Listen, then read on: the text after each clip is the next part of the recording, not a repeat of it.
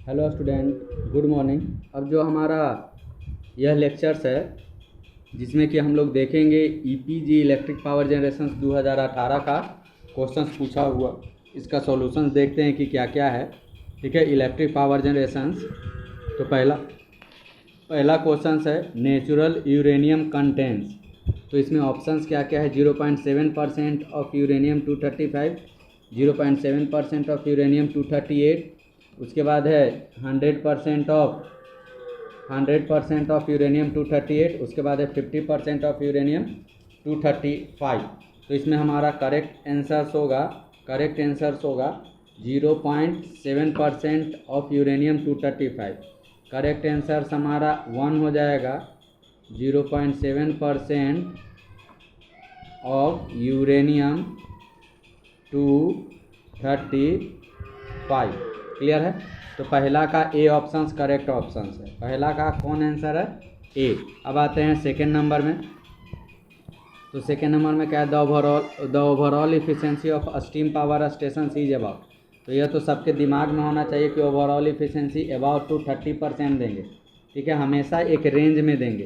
तो यहाँ पर हम लोग 29 टिक नहीं करना है, ज़्यादातर केसेस में 30 ही टिक करेंगे, क्योंकि overall efficiency of steam power station is about to 30%। तो बी ऑप्शंस में हम लोग देंगे 30%। बी ऑप्शंस में देंगे हम लोग 30%। क्लियर है? अब आगे बढ़ते हैं। Third number, economiser is use to heat. Economiser का यूज हम लोग करते हैं किसको गर्म करने के लिए? Feed water. तो इकोनोमाइजर कहाँ लगा था? याद करिए, इकोनोमाइजर यह था, इधर से हमारा वाटर आया, इधर से हमारा वाटर आता है और इधर से वाटर जाता है। ठीक है, और इधर से हमारा कौन गया? फ्लू गैसेस गया। कौन गया? फ्लू गैस गया। ठीक है, तो इकोनोमाइजर का यूज हम लोग करते हैं फीड वाटर को हीट करने में। इकोनोमाइजर का यूज हम लोग करते हैं फीड वाटर को हीट करने में। इकोनोमाइजर का यूज हम लोग करते हैं फीड वाटर को हीट करने में। क्लियर है? तीसरा का बी।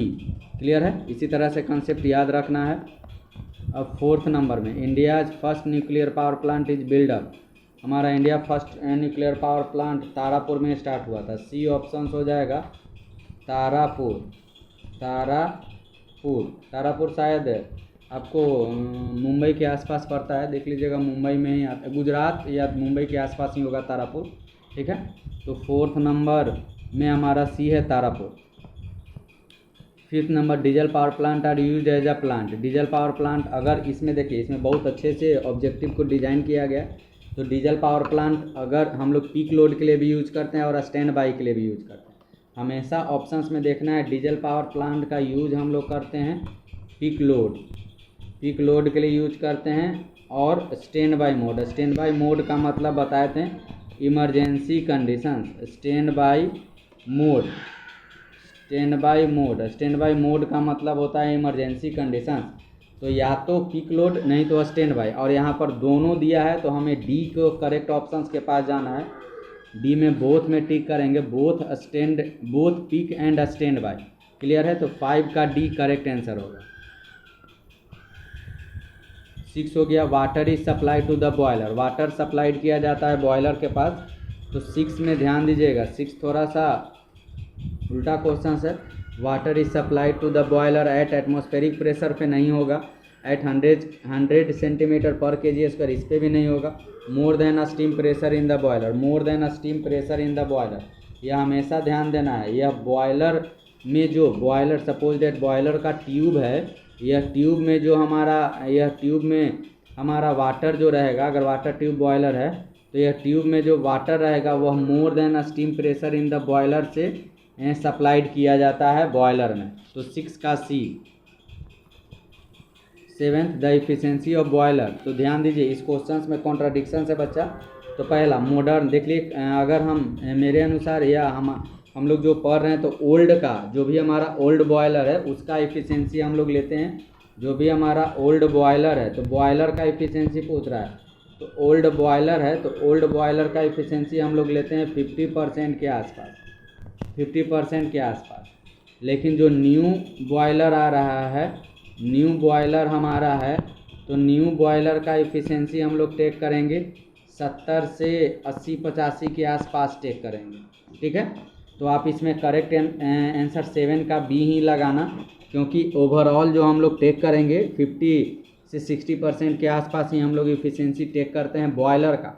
ध्यान दीजिए, यहाँ पर क्वेश्चंस में आपको बॉयलर एकदम मेंशंस कर दिया है, ठीक है।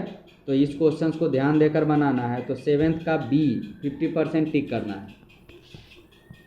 8 का हो गया ग्रेफाइट इज यूज। तो ग्रेफाइट का यूज हम लोग करते हैं किस रूप में करते हैं? तो ग्रेफाइट का यूज हम लोग मॉडरेटर के रूप में करते हैं। मॉडरेटर मतलब ग्रेफाइट का एक रड रहता है, यह हमारा ग्रेफाइट का रड हो गया।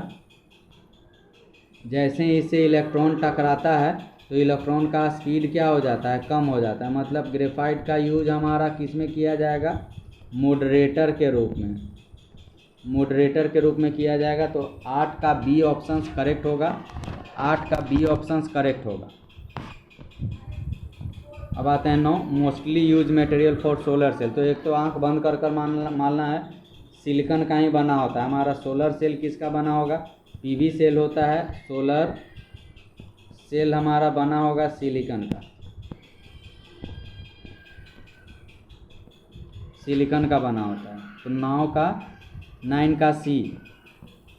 10, which of the following is not a secondary fuel. तो इसमें हमारा यूरेनियम 235 हमारा सेकेंडरी फ्यूल्स नहीं, यूरेनियम 235 हमारा सेकेंडरी फ्यूल्स में नहीं आता है, not a secondary fuels. Secondary fuels uranium 235। तो 10 का सी, 10 का सी, 10 का सी, 10 का सी। उसके बाद है 11, which of the following power plant is least reliable. तो लीस्ट रिलायबल में हम लोग विंड देते हैं, लीस्ट रिलायबल। 11 का ए, लीस्ट रिलायबल में विंड देते हैं। सबसे कम रिलायबल होता है विंड, ठीक है। 11 का ए, 11 का ए, 11 का ए।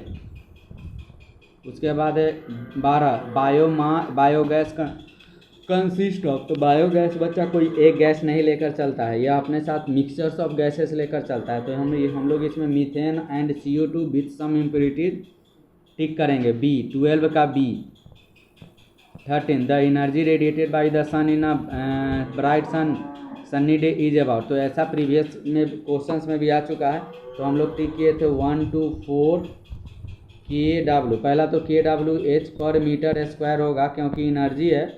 तो यहाँ पर 1 भी दिया हुआ है और 4 भी दिया हुआ है। तो 1 को टिक नहीं करेंगे, 1 और 4 के बीच में टिक करेंगे। तो 2.5 हमारा इसका हो जाएगा। तो 13 का हमारा ए ऑप्शन करेक्ट होगा।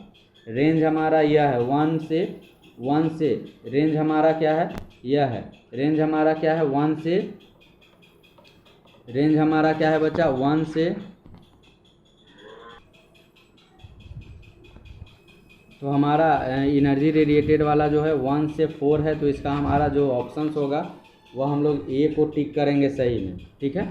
अब 13 के बाद हमारा आ रहा है 13 के बाद हमारा 14 है, which of the following plant has minimum operating cost. तो मिनिमम ऑपरेटिंग कॉस्ट हमारा किसका होगा? हाइड्रो इलेक्ट्रिक पावर प्लांट का मिनिमम ऑपरेटिंग कॉस्ट। तो ध्यान दीजिएगा, इस तरह के क्वेश्चन में मिनिमम ऑपरेटिंग कॉस्ट हमारा किसका होगा?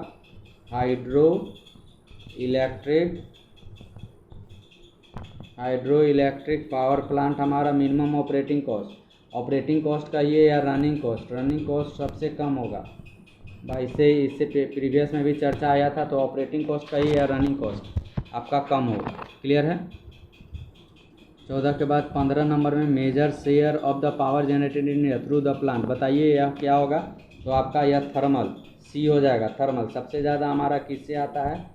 थर्मल से हमारा सबसे ज़्यादा आता है, थर्मल से। तो 15 का C correct answer. 16, the area under load curve. तो ऐसा तो हम लोग पढ़ चुके हैं। एरिया अंडर लोड कर्व हमारा क्या आ जाएगा? Energy consume. याद करिए लोड कर्व, यह लोड कर्व आया तो यह हमारा जो पीक होगा इधर किलोवाट होगा, वाट होगा, और यह हमारा टाइम होगा। तो ये दोनों को एरिया निकालेंगे तो किलोवाट इंटू आवर हो जाएगा, kWh हो जाएगा। यह हमारा किसको रिप्रेजेंट करेगा? एनर्जी कंज्यूम, ठीक है। तो 16 का C. 17, load factor of a power plant is generally equal to unity, less than unity, always less than unity. Load factor हमारा क्या होता है? ध्यान दीजिएगा, लोड फैक्टर बराबर होगा बच्चा average load to the maximum demand. Average load to the maximum demand, तो मैक्सिमम डिमांड बड़ा होता है, एवरेज लोड छोटा होता है। तो 17 का बी ऑप्शन हमारा करेक्ट हो जाएगा, 17 का B, always less than unity. 18 the power which must be available even under emergency conditions is known as, तो यह हमारा 18 का जो सी होगा फर्म रिजर्व, 18 का C firm reserve, firm power बोलिए या फर्म रिजर्व, हम लोग नोट्स में पढ़े हैं फर्म पावर, तो आप एक बार नोट्स को फॉलो कर लीजिएगा। फर्म पावर क्या होता है, फर्म रिजर्व, इमरजेंसी कंडीशंस के लिए पावर रहता है, ऑलवेज अवेलेबल रहता है। तो 18 का C firm reserve. 19 the knowledge of diversity factor helps in computing, यह बहुत अच्छा क्वेश्चन है, helps in computing plant capacity. ए आपका 19 का ए हो जाएगा, प्लांट कैपेसिटी। डाइवर्सिटी फैक्टर हमारा क्या था, ध्यान दीजिएगा, यह हमारा प्लांट कैपेसिटी को रिप्रेजेंट करेगा, तो 19 का है। लेकिन डाइवर्सिटी फैक्टर हमारा क्या था, डाइवर्सिटी फैक्टर हमारा था क्या, sum of individual maximum demand, sum of individual maximum demand बटा में maximum demand on the power station. तो हमेशा दोनों मैक्सिमम आ रहा है, इसलिए हमारा किससे रिलेशंस में होगा, प्लांट कैपेसिटी से रिलेशंस में रहेगा। पीक लोड पीक डिमांड मत मारिएगा, मैक्सिमम डिमांड मतलब कि हमें यह पता चलेगा कि हमें जनरेटिंग स्टेशंस का कैपेसिटी कितना लगाना है, ठीक है। तो 19 का एक करेक्ट आंसर होगा। उसके बाद 20 generally thermal power plant works on a cycle, किस साइकिल पे थर्मल पावर प्लांट वर्क करता है, तो यह तो एकदम पढ़ते आ रहे हैं। थर्मल पावर प्लांट का वर्किंग साइकिल हमारा क्या होगा, रैंकिन साइकिल। कौन साइकिल हो जाएगा, रैंकिन साइकिल। क्लियर है। तो यहाँ तक 20 ऑब्जेक्टिव ख़त्म हो गया। इसको अभी बहुत अच्छे तरीके से देखना है ऑब्जेक्टिव को। क्लियर है। तो ओके, थैंक यू, मिलते हैं अगले लेक्चर्स में।